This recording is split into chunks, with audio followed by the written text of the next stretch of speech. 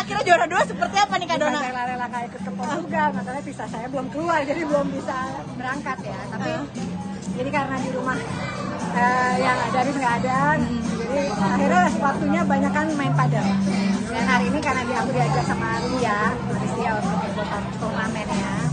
Udah main nekat aja, kan sebenarnya aku baru sebulanan ini kan main padel. Modal nekat, ya tapi puji Tuhan dapat silver runner up. Baru sebulan tapi udah menang juara 2 nih. Gimana triknya? Mungkin ada latihan Triknya, khusus? partner saya jago. Sama siapa tadi Kak? Tadi partnernya aku sama Teh Vivi. Vivi itu jadi kita kuliah bareng di Unpad waktu itu. Tapi dia senior aku. Dulu mainnya main basket, main volley. Jadi kita memang sekolah olahraga bareng. Kan, termasuk juga bulu tangkis dan sebulanan ini kita main padel bareng-bareng. Jadi dia karena sudah terbiasa main tenis dari kecil, jadi pukulannya kencang. Itu cuma bagian-bagian smash-smash. Akhirnya FOMO juga nih Kak main padel. Ya, sebenarnya bukannya ya, karena mungkin sekarang semua main gitu dan aku sebenarnya suka banget kayak olahraga permainan gitu kan. Jadi ketika akhirnya awalnya diajakin sama teman aku, yuk main ya udahlah. Karena sekarang kan komunitas juga banyak main di padel ya, ibu-ibu muda gitu. Dan aku banyak ikut komunitas di daerah Serpong, di Alam Sutra gitu. Jadi seru aja, nambah kenalan, nambah banyak teman, nambah pengalaman. Nah, makin sehat juga karena padahal itu kardionya lumayan, bakar kalorinya lumayan besar gitu. Aku seneng aja dan seru. Saya orangnya agak kompetitif ya. Jadi kayak gitu suruh main-main kayak gini ya seneng aja. Pengen seriusin nggak sih Kak? Seriusin? Ya Allah, malu sama umur. Saya mainnya U50 ya. U50 ya. Tapi kan olahraga nggak mengenal umur nih Kak. Betul. Tapi ya sebenarnya sih lebih ke buat sehat, buat korban, ngisi waktu gitu kan. Jadi kalau pagi-pagi tuh bangun karena suaminya nggak ada ya langsung pagi-pagi bikin ayo latihan, bangun semangat. Dan aku seneng kalau olahraga pagi karena habis itu kalau misalnya mau beraktivitas tuh lebih fit aja dibanding nggak ngapa-ngapain malah jadi kaum rebahan, malah nonton film doang gitu. Jadi agak sia. Jadi memang nggak bisa diam sih ya, jadi memang akhirnya ketika dikenalkan dengan padel ini dan akhirnya jadi terpadel-padel katanya. Kak Dona, mungkin Kak Dario sendiri di Portugal sendiri ngapain sih kunjungannya sendiri untuk mengantarkan anak kuliah atau seperti apa? Anak-anak aku kan masih SMA, masih sekolah ya. Jadi kan memang setelah 1,5 bulan kemarin mereka tinggal berdua gitu, nggak ada papa-papanya. Ya, kita sebagai orang tua kan mereka hitungannya masih usianya ya Sabrina apalagi baru ya 14 tahun. Jadi pasti butuh pendampingan kita. Jadi sebisa mungkin kita bagi waktu untuk mengunjungi mereka. Dan ketika berada di sana mungkin ya kayaknya nggak bisa kayak dulu liburan seminggu 2 minggu pulang nggak kan, bisa 3 minggu, bisa sebulan. Dari sebulan nanti di sana dia pulang tanggal 23, terus aku masih nunggu visa aku, kalau bisa aku jadi apa Ketika anak sekolah di luar negeri gimana cara mengungkapkan ilmunya mungkin apakah? Ya tiap hari video call, kita punya grup WhatsApp, family gitu kan, jadi tiap hari pasti berkomunikasi. Dan pengennya sih bisa bolak-balik ya, cuma mungkin nggak bisa. Jadi kalau kayak ketika kita kesana nanti aku juga bulan September ini berangkat, baru balik ke Indonesia juga mungkin Januari. Jadi begitu stay di sana ya bisa kita ngurusin anak-anak, karena kan mereka masih sekolah gitu. Dia kan juga setiap hari latihan bola gitu ya. Jadi biar mesti ada yang masak, mesti ada yang nyetrika, mesti ada yang nyuci. Biasanya mereka melakukan sendiri. Cuma kalau ada mama papanya paling nggak mereka bisa punya banyak waktu buat istirahat, buat fokus sama sekolah gitu ya, tanpa harus mikirin pekerjaan rumah. Walaupun tetap mereka melakukan itu, cuma paling nggak ada yang mendampingi. Mengajarkan mandiri ke anak sejak dini nikah sampai akhirnya dikirim ke luar negeri sendiri untuk pendidikan sendiri. Seperti apa sih kalian sendiri khawatirnya dan mungkin menjaganya sendiri? Ya kalau khawatir pasti ada lah ya, namanya jauhnya kan bukan masih di Indonesia, kita masih bisa dalam hitungan jam pasti ketemu. Ini kan kadang kalau kita mau perjalanan ke sana aja bisa hampir 1 hari baru sampai.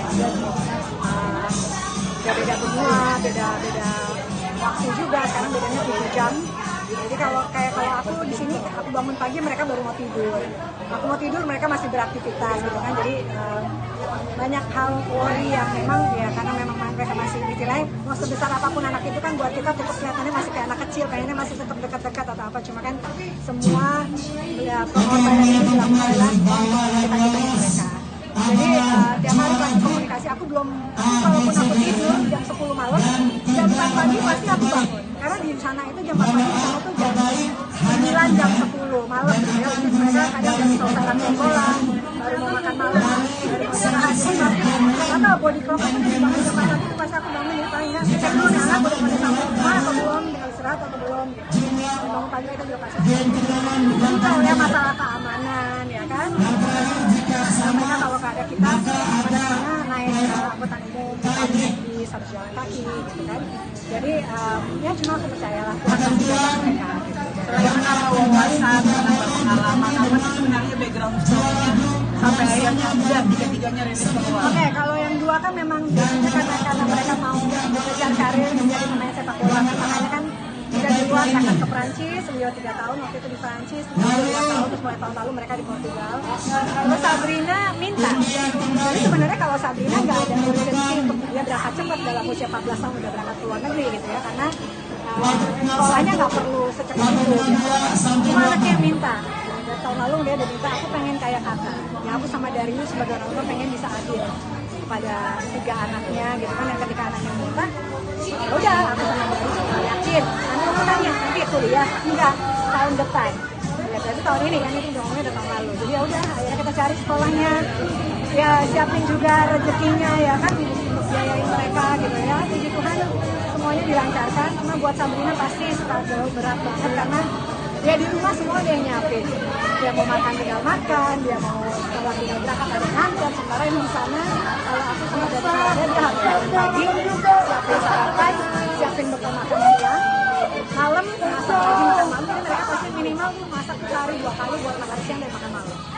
Belum nyetrika, gue mesti bikin apa, nyuci baju, beres-beres gitu deh. Mungkin pasti awalnya berat dan kamu ada gak kadang dia telepon nangis-nangis, mama kangen aku capek apa, sampai cuma Sabrina yang berani bilang sama mamanya, papa take me back home.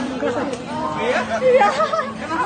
Ya karena mungkin ya dia kaget dia homesick, dia kangen sama teman-temannya. Pasti kan beda ya, bahasanya kan juga beda. Di sana kan bahasanya Portugis, walaupun mereka sekolahnya bahasa Inggris, tapi tetap kan dia komunikasi sehari-hari mereka kebanyakan bahasanya Portugis.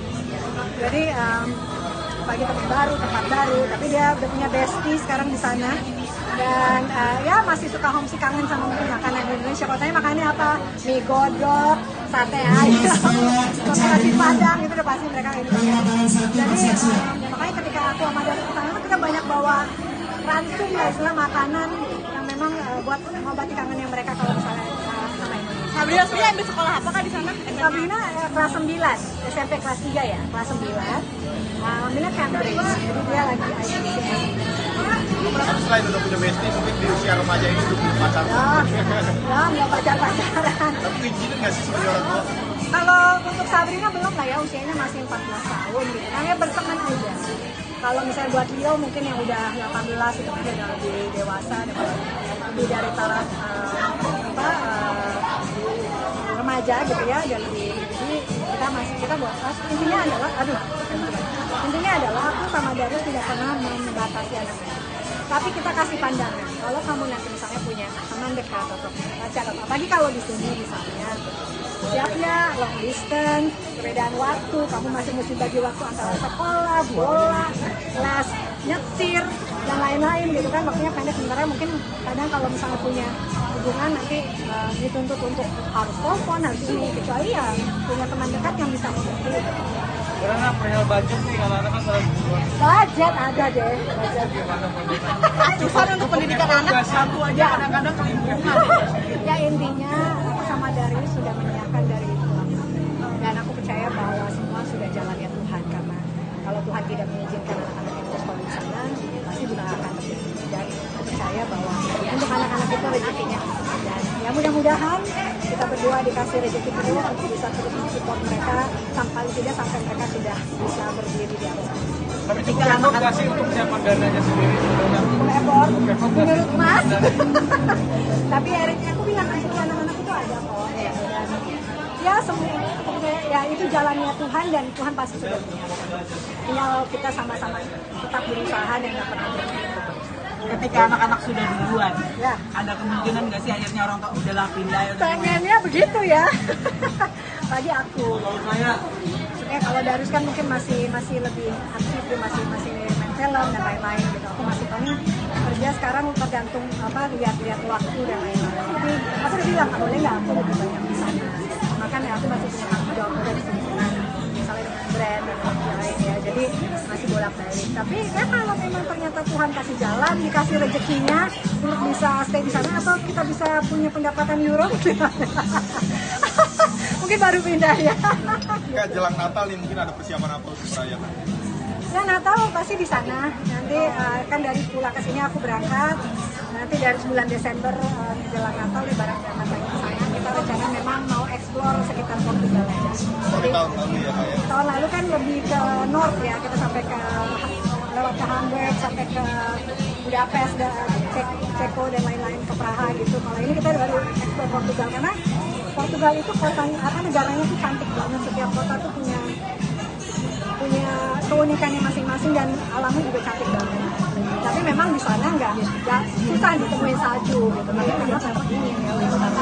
Cuma dan di sana kan memang mayoritasnya biasanya Katolik. Jadi kalau mungkin pas Natal kita pengen ngerasain gimana tradisi di Portugal. Kak, sedikit dong